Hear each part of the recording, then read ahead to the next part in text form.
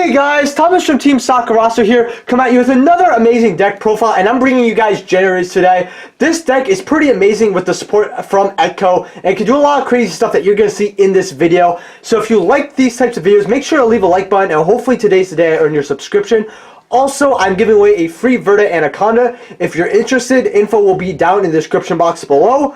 I'm giving it away since Dragoons just came out, so some people might need to search up the Red Eyes Fusion, so smash that like button, subscribe, and we're going to get right into it. Alright, so to start off, we got 3 Lapter. Pretty obvious. It's from Eternity Code. This allows you to tribute a Generator card, or trigger a monster, you control, to summon level 9 Generator from your deck. And also, what people don't really know about this card is it gives you all your monsters 1,000 attack and defense during your opponent's turn. So it gets, deals free damage, basically, if your opponent attacks into your defense position monsters. No take-backsies. So we got Mardell. Obviously, it's your generic searcher when she's special summoned. You don't want to draw her, but you also want to see multiple copies per duel. So that's why you play 2 instead of 3 or 1. She searches either a generator or a plant type monster, by the way. So in certain plant decks, they actually use her as well. Yeah, it's just a generic plant searcher. I tested her in a Row Mage, and it was pretty cool. Also, if you're buying cards off TCG Player, please use our affiliate link down in the description below. Helps out the channel to no additional cost to you, like if you want to buy some generator stuff. I respect the grind. So we got 2 Utgarda. Utgarda is basically your generic banish. So once per turn during your player's turn, I think it's a hard once per turn actually, you contribute 2 generator monsters and then target 1 card in the field and banish it. So it's it's pretty good removal. This isn't Eternity Code though. This is Ignition Assault. Yeah. Then we got Har. This is another Eternity Code card. This is one you needed. So basically, once per turn during your player's turn, it's a hard once per turn. I'm sorry. When a card or effect is activated, you contribute 2 generator monsters and negate the activation and destroy it. But also, what a lot of people don't know about this card is when your opponent adds a card from their deck to their hand, except during the draw phase, you can make your opponent send 1 monster from their hand or field to the graveyard. Yeah. So, and by the way, this gets around like stuff that's unaffected by card effects, because you're not sending it to the graveyard. Yeah. You're making your opponent choose 1 card to send to the graveyard. So this card can actually get around like Ultimate Falcon, for example. Yeah. Which is pretty cool.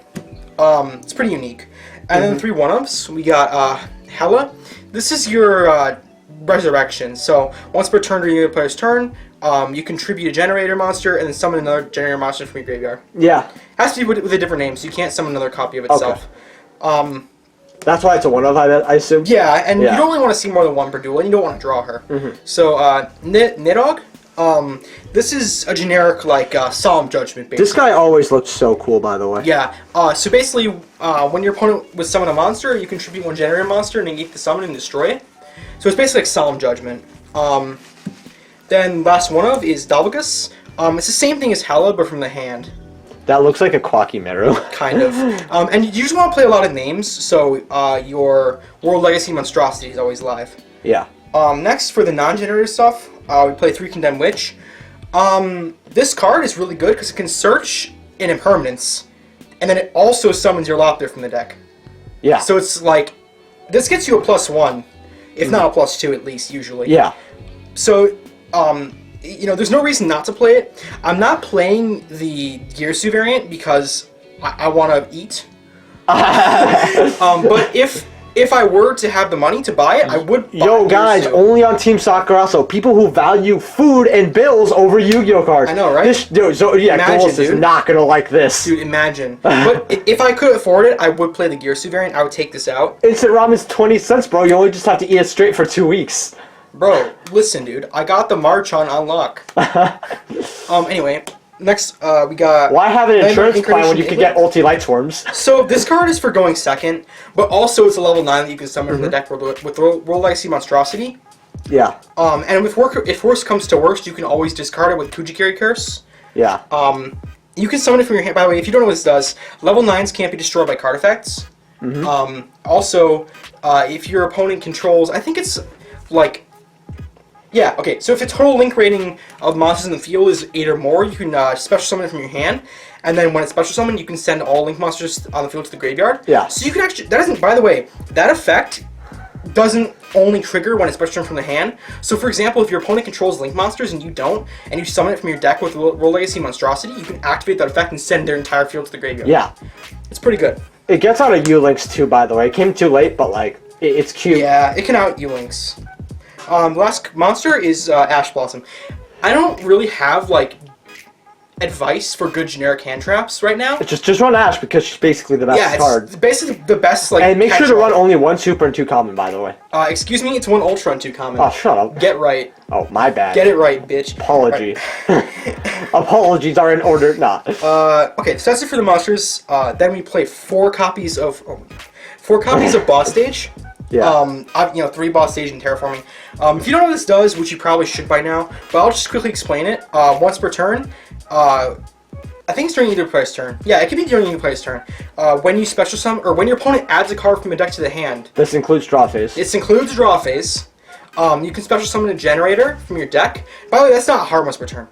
Yeah. So if you have multiples, you can do that multiple times per turn. But the second effect is a hard once per turn. Yeah. Where if you special summon a Generaider monster during your opponent's turn, you can special summon Generaider tokens in attack position. By the way, this is what they look like.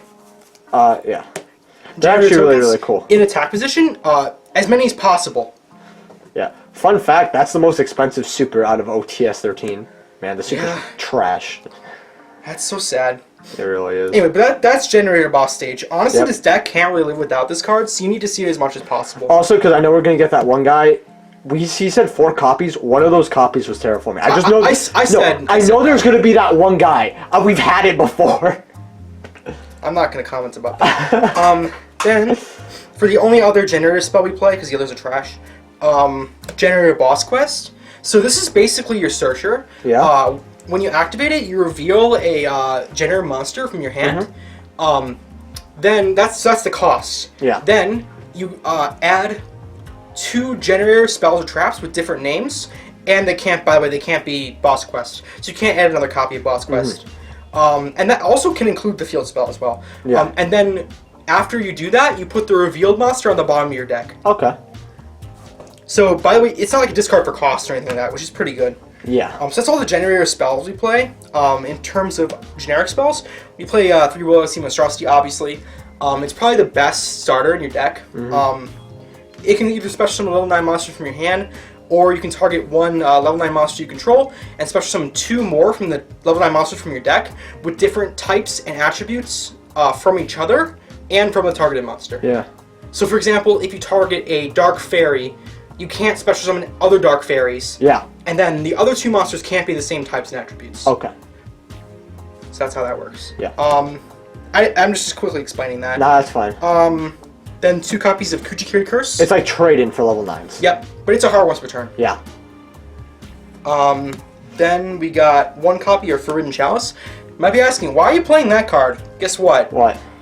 It's searchable off of Condemned Witch. So basically, you could grab in certain situations. It's searchable in permanence. Yeah, it basically is, especially since with impermanence, you have to control no cards to activate from your hand. So let's say they have something that's like bothering you. You could just chalice it, and then you could go along with your play. But Jason, really cool. It gives your opponent's monsters 400 more attack. Shut the fuck up. He's actually won by chalicing his own monster once. I saw it. It's it wasn't the intended use, but it was funny. Yep. You can do that. You can do it during the damage step, which is even funnier. Yeah. So that's all for the spell cards. For trap cards, we got 3 Generator Boss Fight. This is another one of your staples. You basically have to play 3 copies of this. It's basically Metaverse for Generators. You activate it, and then you can either you can activate a Generator Boss Stage from your graveyard or your deck, and then your opponent draws 1 card. Yeah. And you might say, oh, well, that's a -1. Why would you ever play that? Well, the thing is, when you do that, your Generator Boss Stage triggers. Yeah. You get a free special summon from your deck. And by the way, they can't ash this. Unlike Metaverse, they can't ash this because it only activates. It's an add from the deck to the hand. Yeah. So, then 1 Boss Room. This card is really useful, but it's not good to draw. Basically, when your opponent activates an effect in response to your Generator card or effect, you can discard a card, and then that effect becomes each player draws 1 card. Okay.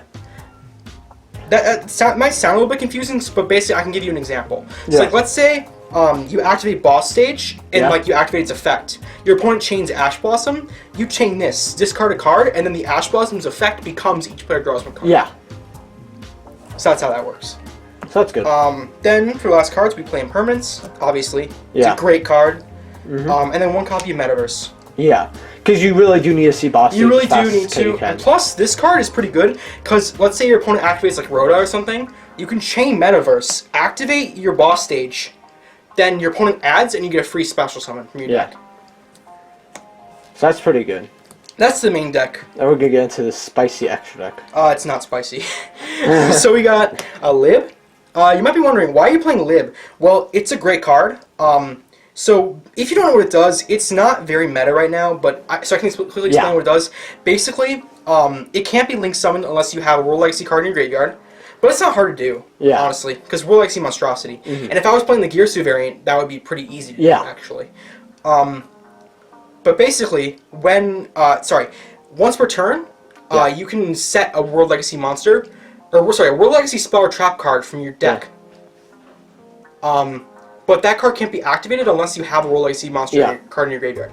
Then, if you link it off, you could shuffle one of your opponent's cards right? into the deck. Yes. Yeah. So it's a non-targeting bounce. Yeah. Then Cross Sheep, obviously. Yeah. For your Xyz monsters, makes your opponent's cards lose 700 attack. So you can go for OTKs. IP, again obvious. Yeah. More disruption during your opponent's turn. Nightmare Phoenix and Unicorn. The Nightmare package in general. Makes sense. But you don't have to play Cerberus because everything pops monster Cerberus nowadays. sucks. Trispana, because it's really good, especially against backer decks. Yeah. The best part about it, by the way, is you could Trispana, and then when you get your tokens, since they're special summoned to a zone, would you be able to... Yeah, you banish your tokens and all the spells and trap cards on the field. Yeah, that's great. And inflicts damage to your opponent, especially during time, it's really good. Yeah. Then we got Blackluster Soldier of Chaos. Obviously, it's a great card. Can't be targeted because like you're basically always having level 9 monsters in the field, so it's always going to have that bonus. Mech Knight Crusadia Avermax. Just to go IPA great Avermax, card. Yeah. Then we got Axis Code Talker. Just lets you OTK. It's one of the most expensive cards, unfortunately, in my deck right now. But you just have to play it nowadays. You also have to play that ulti terraforming. Shut up. Topologic Zero Boros. It's a great card again. Yeah. Banishes everything on the field. It got the OCG errata, which is pretty dope. Yeah. Actually, this one does not have the OCG errata. Oh, it doesn't? Okay. No, but I know of the OCG errata. Okay, cool. Then we got True King of All Calamities. Makes sense. Yeah. You want to explain what this does? Not really, but I will. It takes 2 level 9 monsters, 2 or more level 9 monsters actually. Once returning to your player's turn, you can detach, then declare 1 attribute. It turns all monsters in the field that are currently on the field to that attribute, and then your opponent cannot activate the effects of monsters with that attribute. Okay, yeah, that's cool. So yeah. Oh, sorry. Actually, all monsters this turn become that attribute. Yeah. So even if your opponent summons monsters, they become that attribute. So yeah. Then we got Infinite Track Earth Slicer. Yeah. It's a great card. It's free 2 pops, so it's fine. Okay. Jurmungandr. This card you don't play very often, but it comes up sometimes. Okay, I feel like there's just you can play Hard Earth and it's just better. It's not. Really? No. This card's honestly really good. But Hard takes 3 level 9s. I guess. This card takes 2. Or more. Basically, this card, what it does is once per turn, you can detach a material.